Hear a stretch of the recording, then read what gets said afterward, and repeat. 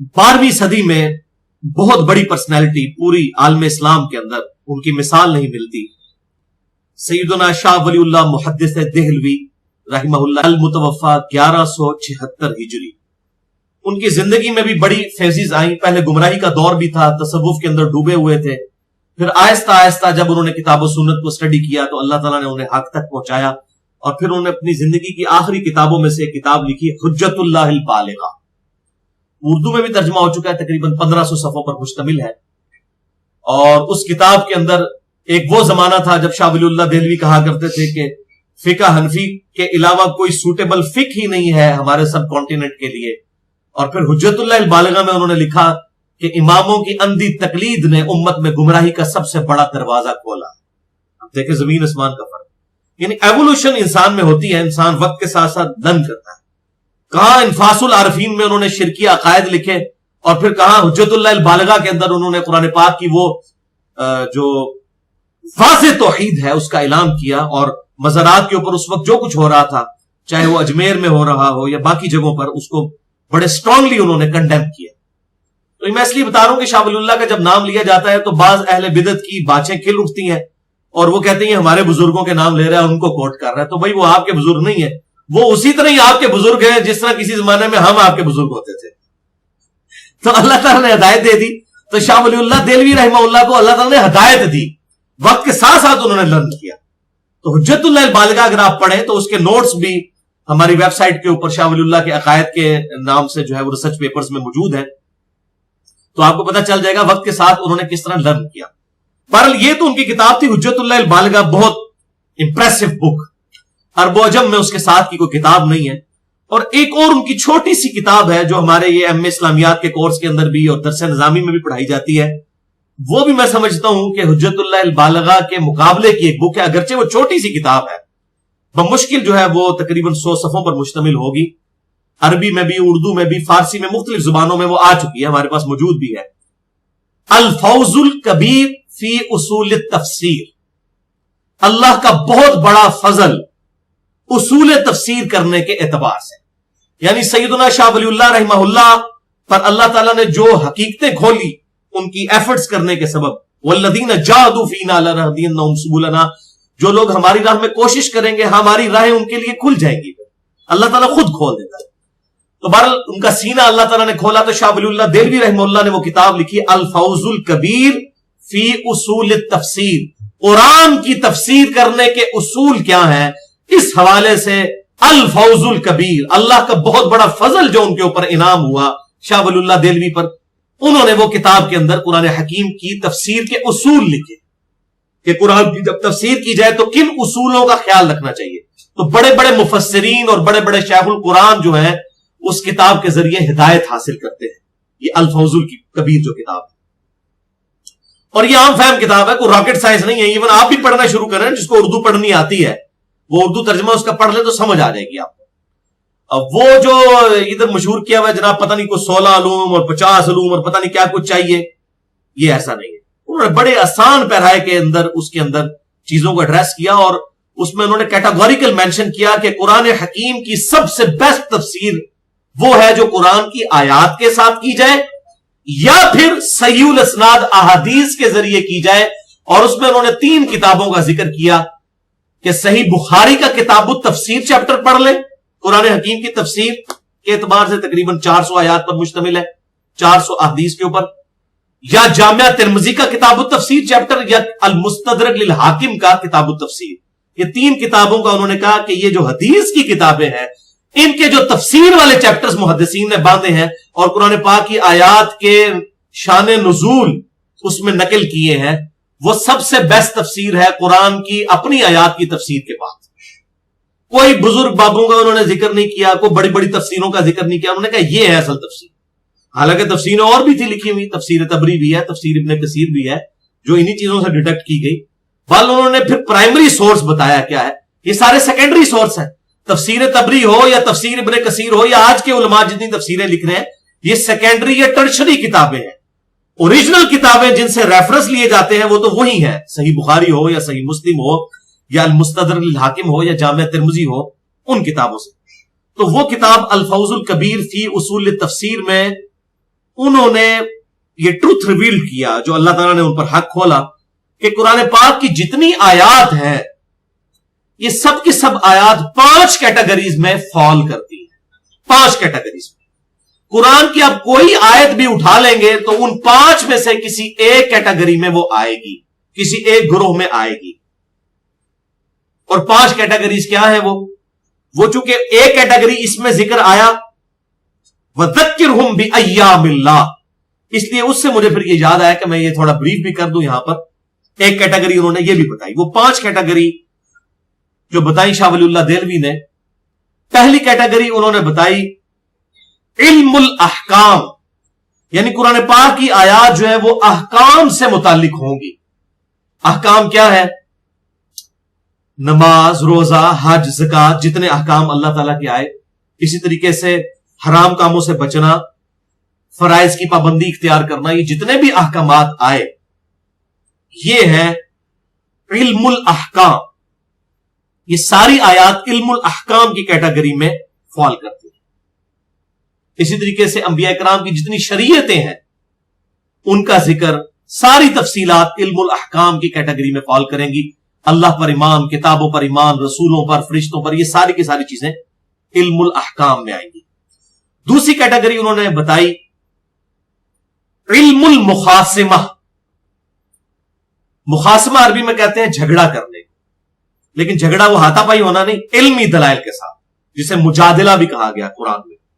वजादिलहुम बिल्लती हिय अहसन उदउ इला सबील रब्बिका बिल हिकमा वल मौइज़तिल हसना वजादिलहुम बिल्लती हिय अहसन। अल्लाह के रास्ते की तरफ बुलाओ हिकमत के साथ और खूबसूरत वाज के साथ, और मुजादला करो। जो बिके हुए लोग हैं, यानी जितने कट्टर किस्म के लोग हैं, उनके साथ तो फिर मुजादला, तुर्की ब तुर्की जवाब उनको देना पड़ता है, उनको एंटीवेनम देना पड़ता है, जिसको मैं पंजाबी में फकी कहता हूं, लॉजिकल आंसर, इल्जामी जवाब उर्दू में कहा जाता है, जो मेरा मसला नंबर 71A और 71B है। उनके साथ मुखासमा करना पड़ता है। तो कुरान हकीम मुखासमा करता है अपने मुखालफीन के साथ। यानी क्रिश्चियंस के अगर बुरे अकायद हैं, उन्होंने जितने दलाइल घड़े हुए हैं, उन दलाइल का जवाब देना। एथियस्ट जो है, मुनकरीन खुदा, जो गॉड में बिलीव नहीं करते, उनको किस तरीके से एड्रेस करना है, उनके जो इतराजात हैं उनका जवाब देना है फिजिकल फिनोमेना ऑफ नेचर के जरिए। ये सारी की सारी चीजें जो है वो इल्मुल मुखासमा के अंदर आती हैं। कुरान पाक की जितनी आयात होंगी इस किस्म की, वो इस कैटेगरी में फॉल करेंगी। तीसरी कैटेगरी उन्होंने बताई अत्तज़कीर बिल मौत, नसीहत करना मौत को याद करवा के कि ये दुनिया की जिंदगी आर्जी है, इंसान ने एक दिन मरना है, और इसके ऊपर तो सबका इजमा है, पूरी इंसानियत का इजमा है। गॉड को कोई माने या ना माने, इस बात को तो मानता है कि जो दुनिया में पैदा हुआ उसने मरना है। तो अत्तज़कीर बिल मौत, नसीहत करना मौत की याद को दिलाकर। कुरान पाक में जितनी आयात किस किस्म की है कि दुनिया की जिंदगी आर्जी है, असल जिंदगी आखिरत की है, तुम्हें मर के अपने रब के हुजूर पेश होना है, ये पूरा मुकदमा जो है वो इस कैटेगरी में फॉल करता है, अत्तज़कीर बिल मौत। चौथी कैटेगरी है अत्तज़कीर बिअय्यामिल्लाह। ये आई है जो आयत सूरह इब्राहिम आयत नंबर 5, वज़क्किरहुम बिअय्यामिल्लाह, इनको डर सुनाओ अल्लाह के बड़े बड़े दिनों का। तो उसी से भी उन्होंने ये लफ्ज डिडक्ट किया, अत्तज़कीर बिअय्यामिल्लाह, अल्लाह के बड़े बड़े दिनों को याद करवाकर डर सुनाना। तो जितनी भी कौमों की हलाकतों का जिक्र आया कुरान हकीम में, सूरतुल अराफ में आया हो, सूरह हूद के अंदर आया हो, या बाकी सूरतों के अंदर, वो क्या है? अत्तज़कीर बिअय्यामिल्लाह, अल्लाह के अजाब के जो दिन थे, बड़े बड़े फैसलों के दिन, उनसे डर सुनाया जाए कि डर जाओ, तुम्हारे साथ भी ये मामला ना हो जाए जैसा कि कौम नूह, कौम आद, कौम समूद और कौम मूसा के साथ हुआ। यह है अत्तज़कीर बिअय्यामिल्लाह। और पांचवी और आखिरी कैटेगरी है अत्तज़कीर बिआलाइल्लाह, अल्लाह की कुदरत की बड़ी बड़ी निशानियों के जरिए डर सुनाना। यानी जमीन और आसमान में जितनी भी अल्लाह ताला की फिजिकल फिनोमेना ऑफ नेचर निशानियां हैं, इनके जरिए डर सुनाना, इनकी मिसालें देना, इसके जरिए डर सुनाना और आखिरत की तरफ माइल करना, accountability of the day of judgment, आखिरत के दिन की जवाबदेही की तरफ लोगों को माइल करना, यह कैटेगरी है अत्तज़कीर बिआलाइल्लाह, अल्लाह की कुदरत की बड़ी बड़ी निशानियों के जरिए, जमीन और आसमान की पैदाइश, इसमें अल्लाह ताला का हैवानात को आबाद करना, नबातात को आबाद करना, इंसानों को, जिन्नों को, फरिश्तों को, मखलूकात को पैदा करना, ये सब की सब चीजें अत-तज़कीर बि आला, अल्लाह की कुदरत की बड़ी बड़ी निशानियां ये उसमें आती है। और यही वो लफ्ज है जो कुरान हकीम में सूरतुल अराफ की आयत नंबर 69 में भी आया। कौम आद को जब सैयदना हूद अलैहिस्सलाम ने डराया तो उसमें अल्फाज हैं, फज़कुरू आला अल्लाहि लअल्लकुम तुफ्लिहून, तो याद करो अल्लाह की कुदरत की बड़ी बड़ी निशानियां ताकि तुम फलाह पा सको। तो ये अत-तज़कीर बि आला अल्लाह, ये भी लफ्ज शाह वलीउल्लाह देहलवी ने कुरान हकीम से ही डिडक्ट किया। अब ये 5 कैटेगरीज आप ले लें और कुरान पाक की आप कोई आयत खोलें, अल्लाह के फजल से इन 5 की 5 कैटेगरीज में कहीं ना कहीं फॉल करेगी। या तो वो इल्मुल अहकाम से रिलेटेड होगी, नंबर 1, नंबर 2 या इल्मुल मुहासमा से रिलेटेड होगी, नंबर 3 अत-तज़कीर बिल मौत से रिलेटेड होगी, नंबर 4 अत-तज़कीर बि अय्यामिल्लाह से रिलेटेड होगी, और नंबर 5 अत-तज़कीर बि आला अल्लाह। इन 5 कैटेगरीज में कहीं ना कहीं वो फॉल करती होगी। और ये शाह वलीउल्लाह देहलवी रहमहुल्लाह का बहुत बड़ा कारनामा है, अल फौजुल कबीर फी उसूल तफसीर। ये आम आपको किताब मिल जाएगी, इसको जरूर खरीदें उर्दू तर्जुमे के साथ। मेरा ख्याल है एक नशिस्त में आप इसको पढ़ सकते हैं, कोई इतनी बड़ी किताब नहीं है। बहरहाल ये बहुत बड़ा उनका कारनामा है। और ये जो उसमें 5वीं कैटेगरी मैंने बताई, अत-तज़कीर बि आला अल्लाह, अल्लाह ताला की कुदरत की बड़ी बड़ी निशानियों के जरिए डर सुनाना। इस पे अगर आप सूरत देखें ना तो सूरह काफ जो है वो भी, और सूरह रूम और सूरतुन नहल, उसमें अल्लाह ताला की कुदरत की बड़ी बड़ी निशानियां अल्लाह ताला ने बयान फरमाई है। और सूरह अर्रूम भी, उसके अंदर भी। और फिर सूरह अर्रहमान जो है मशहूर सूरत, उसमें भी आप देखेंगे लफ्ज बार बार आता है, फबी अय्यि आलाइ रब्बिकुमा तुकज़्ज़िबान, आता है अत-तज़कीर बि आला अल्लाह, अल्लाह की कुदरत की बड़ी बड़ी निशानियां। और फिर उसके बाद ये रिपीट होती है आयत, फबी अय्यि आलाइ रब्बिकुमा तुकज़्ज़िबान। लेकिन माजरत के साथ सारे उलमा ने इस आयत का तर्जुमा गलत किया सवाए मौलाना मौदूदी रहमहुल्लाह के। लोगों ने क्या तर्जुमा किया, तुम अपने रब की कौन कौन सी नेमतों को झुटलाओगे। नेमत तो खुद अरबी का लफ्ज है। ये आला अल्लाह से मुराद होता है अल्लाह ताला की कुदरत की बड़ी बड़ी निशानियां, चाहे वो नेमत हो चाहे वो अजाब हो। इसीलिए तो आप देखें जब दोज़ख की आयात आती है सूरतुर रहमान में, उसके फौरन बाद भी आता है फबी अय्यि आलाइ रब्बिकुमा तुकज़्ज़िबान। तो दोज़ख क्या नेमत है। यानी वो बड़े इंटेलेक्चुअल्स पढ़े लिखे लोग भी मुझसे ये पूछते थे कि भाई ये क्या काम किया है लोगों ने कि ये दोज़ख का जिक्र आता है, फिर आगे आता है तुम अपने रब की कौन कौन सी नेमत को झुटलाओगे। तो फिर ये मौलाना मौदूदी को ये बात समझ आनी थी ना। उन्होंने पता क्या तर्जुमा किया, तुम अपने रब की कौन कौन सी निशानियों को झुटलाओगे, उसकी कुदरत की कौन कौन सी निशानियों को झुटलाओगे। तो अब चाहे कोई नेमत हो चाहे अल्लाह का अजाब हो, वो इन दोनों में से किसी एक कैटेगरी में जो भी चीज आती हो वो फबी अय्यि आलाइ रब्बिकुमा तुकज़्ज़िबान में आएगी, चाहे वो अजाब हो चाहे नेमत हो। तो ये अत-तज़कीर बि आला अल्लाह, अल्लाह की कुदरत की बड़ी बड़ी निशानियों के जरिए डर सुनाना। तो ये मैंने इंसाफ समझा कि मौलाना मौदूदी ने जो तफ़हीमुल कुरान के अंदर ये भी चंद बड़े कारनामों में से एक बड़ा कारनामा जो उनके तर्जुमे में है वो ये भी है, फबी अय्यि आलाइ रब्बिकुमा तुकज़्ज़िबान का उन्होंने तर्जुमा किया, तुम अपने रब की कुदरत की बड़ी बड़ी निशानियों को, ए जिन्नो इंस के ग्रोह, अपने रब की इन बड़ी बड़ी निशानियों को कैसे झुटलाओगे, किन किन निशानियों को झुटलाओगे। तो वो अब आप समझ लें कि जो अक्सर लोग पूछ रहे होते हैं कि नेमत का जिक्र कैसे आ गया दोज़ख के बाद, वो तर्जुमा ही बेसिकली गलत किया है। इसीलिए मैं कहता हूं कुरान हकीम का तर्जुमा बगैर अरबी टेक्स्ट के नहीं छापना चाहिए, क्योंकि जो तर्जुमा है बहरहाल किसी आलिम का है, आलिम इंसान है, गलती कर सकता है।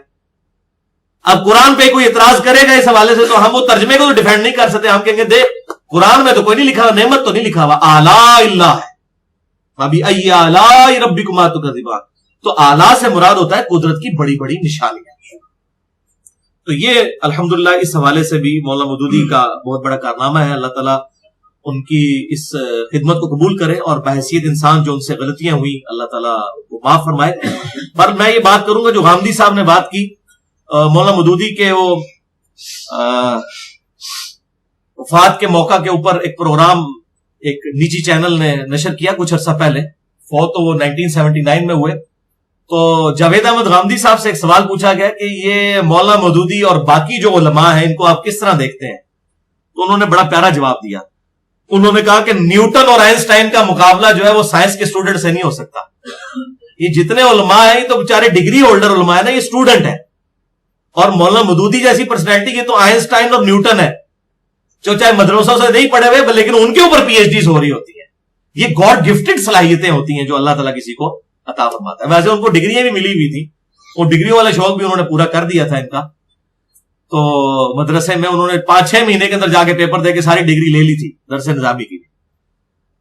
یہ میں آپ کو بتا رہا ہوں کہ اللہ تبارک و تعالیٰ جسے فہم دے, اور اللہ تعالیٰ اس امت میں مسلسل ایسے لوگ ضرور مبعوث کرے گا, لوگوں کو جو حق بات بتاتے ہیں. اچھا, اب مولانا مودودی رحمہ اللہ کی ساری وہ خدمات تھیں ریٹن فارم میں. اب ضرورت تھی آج جدید دور میں جو یہ میڈیا ہے اس کے ذریعے دعوت کی, تو اللہ تعالیٰ نے انہی کے شاگردوں میں سے ایک بندے کو توفیق دی, ڈاکٹر اسرار صاحب رحمہ اللہ. اللہ تعالیٰ ان کی غلطیاں بھی معاف کرے اور انہیں قرآن کی خدمت کرنے کا اجر عطا فرمائے.